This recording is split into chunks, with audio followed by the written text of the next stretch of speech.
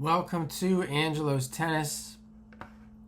If you're new here, you want to go back and check out some other videos. There's lots of great stuff on there. It explains on what I'm about. But this is going to be an interesting one. Lots to talk about here. I was just at a college.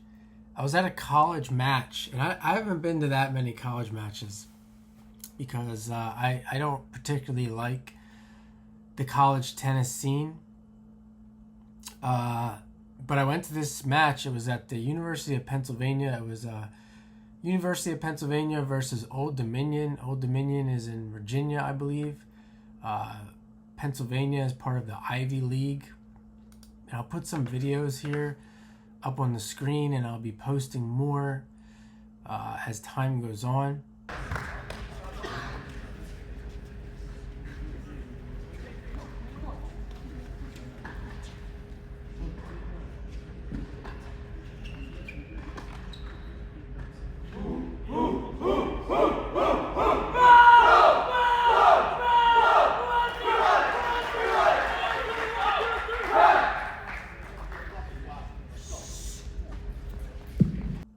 Well, what I want to talk about is a couple of things. There's the thing I don't like about college tennis. There's some things I like and there's things I don't like. I'll say that.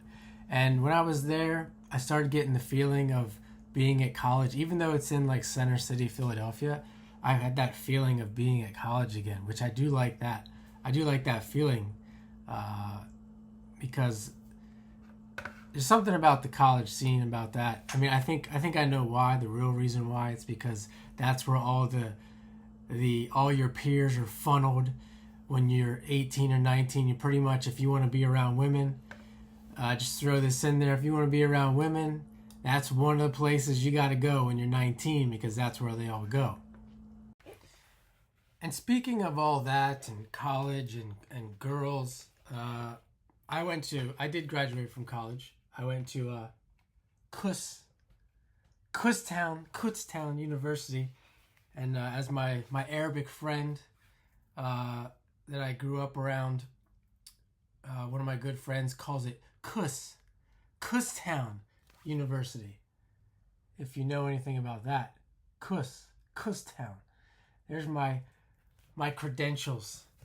This is my credentials: Bachelor of Science, graduated summa cum laude. So there was that, and thing I don't like though, the rah. I don't know how they do it, especially from a tennis playing perspective. I don't know how they do it. As soon as I walk in, you have music's playing. So the match starts, let's say, in a half hour. They got music playing loud. They're practicing. Coaches are in their ears. It's not so much the music. This is the big thing. The big thing is the coaches in their ears. It's just absolute chaos, but like not in a good sense. And coaches are there, do this, do that with the forehand, the backhand, arms here, this and that. And it's like, I don't know how they focus. I don't know how they concentrate. I mean, it's like concentration. They're focusing on all the wrong stuff. And I talk about form follows function. And I'm going to show that in this video. And I'm going to put some videos up on the screen. They just don't get it. They don't get it, and they're never going to get it. The coaches there, you can tell they're not. It's all an act. It's a giant act. It's a giant presentation. That's what it looked like. So let's go through some of these videos.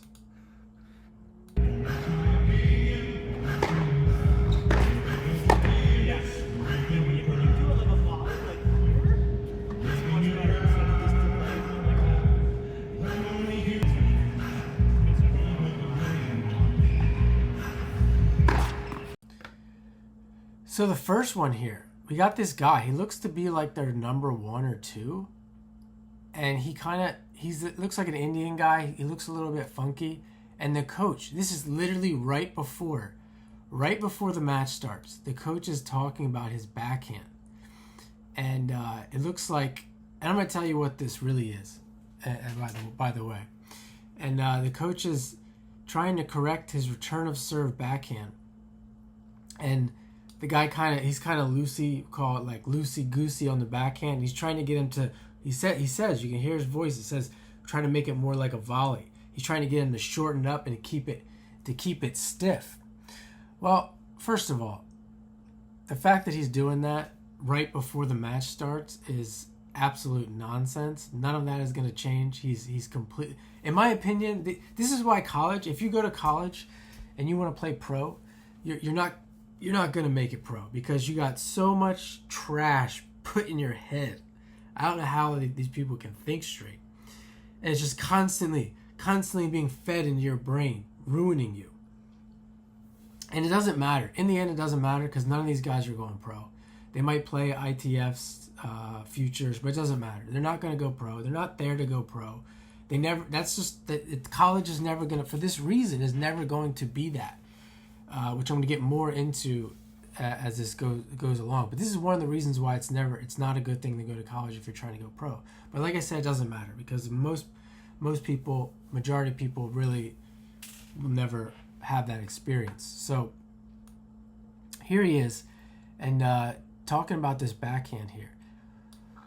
What he's really trying to do is to get him to take the ball early. If the guy takes the ball earlier, he will automatically shorten up his swing and it will get stiffer. If he focuses on playing a more finite target, that will automatically happen. If it's going to happen. So that's the first thing. Of course, he's talking about none of that. This is what the coaches are trying to do. They're trying to force. They're trying to externally. I tell you this, you do it. If you don't do it, if you can't do it, then you're not talented. And that's wrong. That's not what it is. They can't do it because they're not focusing on the right thing. Now, if this guy, even if he did do it the correct way, and he tried to do this, the guy's not going to take the ball in the early like that and focus on finite targets all the time. He's not going to do it, especially in the last minute here. This is something that you either embrace on the regular, more like if you want to see this all the time, or you go back and forth. It's just a matter of awareness of what you're doing. There's nothing wrong with having that loose backhand depending on what he's trying to do. So, and then the idea that, well, maybe he should be taking the ball early and hitting smaller targets all the time is a whole nother discussion. So there's that just completely, well, it didn't really shock me, but it's always shocking to see it again and again. And then he goes on, this guy is like roving, these coaches, they rove the courts. And this is the thing. They rove the courts the whole time.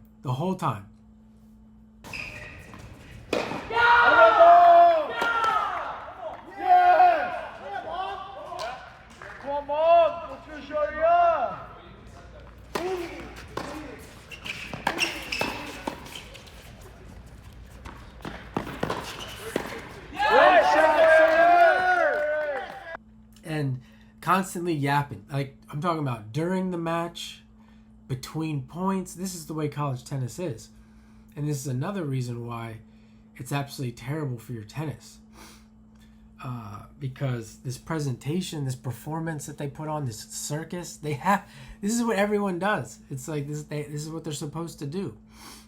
And the other thing, I heard one of the coaches, he kind of reminds, I think it's the head coach. He reminds me of a Philly guy. Like, he's definitely fit for Philadelphia. And they're practicing volleys.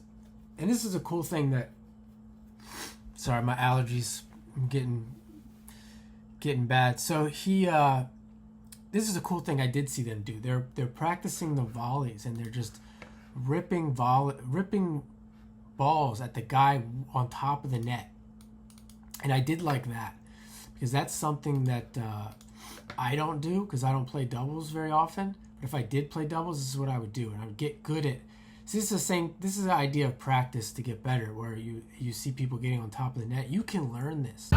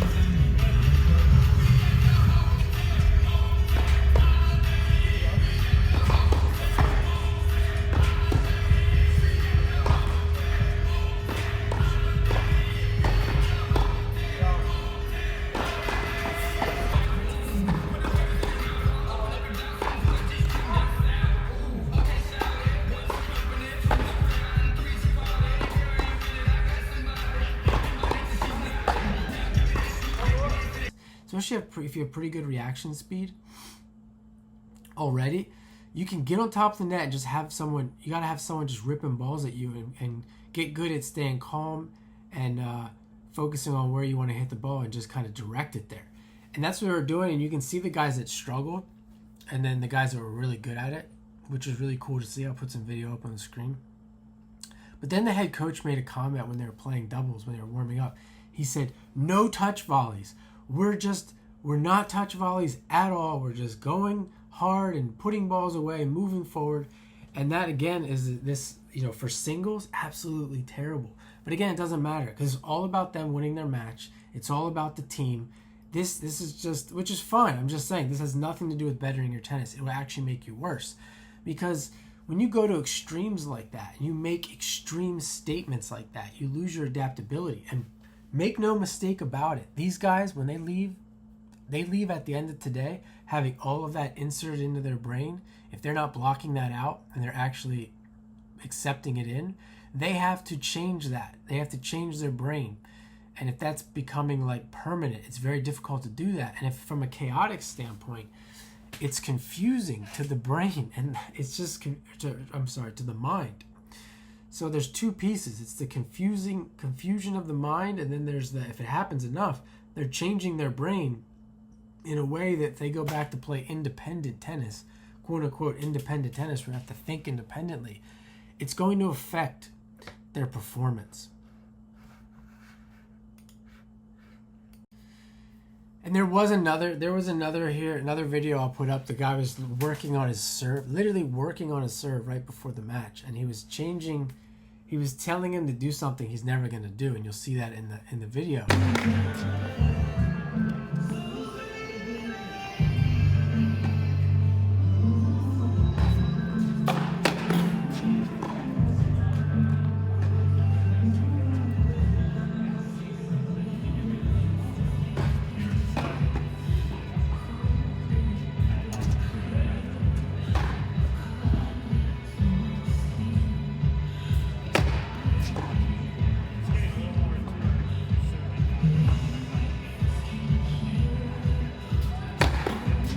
The guy's never going to change it. It doesn't matter. It doesn't need to be changed. It does absolutely nothing. So again, not focusing on anything, but you know what they do focus on? They focus on the energy, because that's what they're trying to do. They're trying to get a quick win. They're trying to shortcut. Everything is about shortcuts, trying to come in there and steal a win. And you see that with the format. They play three doubles, one set each. Best of three wins, and it's just about coming in hard, fast, get that quick set, steal the win, and then you got one. But here's the thing, the singles points are what matters the most, because that's only one point. Then they play 6 singles, and they go right into the singles. No warm-up, right into it, and absolute chaos. Of course, the music isn't playing anymore, but you're constantly hearing the fans. It's like a football game, yelling. The coaches are yelling again. Like I said, they're standing right next to you, right next to you during the point. They're standing there chirping in your ear, and this is where tennis is headed. By the way, they're trying to push this in the pros, and people don't. Not many people get it if they're not like aware of it. They actually think this is good. Some of them, they actually believe that this is good, and it goes back to this whole idea of. Perspective is everything, and if they believe that it's good, if they're winning, they're going to think that it's good, and it's going to change the way tennis. This changes the way tennis is played. If you like to see performance where you're actually hitting small targets, you're doing unique things like hitting drop shots, all that shit goes out the door. This is totally against that fundamentally, and this is where tennis is headed when they have the pros. They have their teams and they're being coached on the sideline in between points, in between games. This is going to take away creativity and enforce a more militant or military style of playing tennis. We already see this on the Pro Tour. This is occurring, and be interesting to see where it heads in the next 10 years, because if you like Roger Federer, if you like Rafael Nadal, that was 2000. That was 2000s. That was 25 years ago. This is gone. That is the modern forehand, creativity, all that stuff is out the window. And the poor Europeans, it's so obvious to see. I'm not against anti-American, by the way. I love the United States. I love the diversity, but I did notice this. I did, at least I think I noticed it, that Old Dominion was like mostly foreigners, which is a whole nother video I'm gonna get into. The whole team was foreigners. UPenn was like half foreigners, and the poor foreigners, they come in. You can tell they're like, I don't know what country the first two guys were from, but they're like out of sorts a little bit with all this nonsense, because countries in Europe are typically not rah rah rah, and it's almost like they have to go along with it. You can see them kind of being affected by it and changing a bit, but it's not their natural personality like with the consensus of America is. America's more like more like that, Donald Trump, military, etc., etc. So I did notice that, and I say the poor Europeans, they just seem out of sorts on this in this college scene.